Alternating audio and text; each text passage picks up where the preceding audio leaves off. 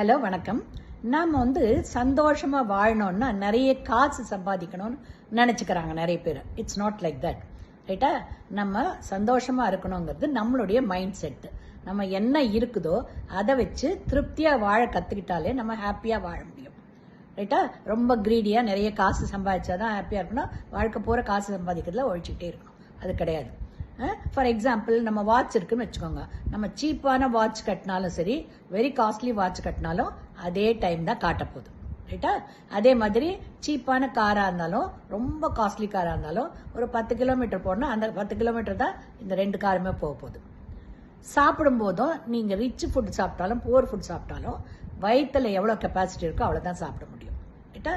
Dress போடுறீங்க, காஸ்ட்லியோ இல்லை சீப்போ எது போட்டாலும் நம்ம பர்பஸ் ஆஃப் ட்ரெஸ் நம்ம உடலினுடைய இதை மறைக்கணும், ரைட்டா?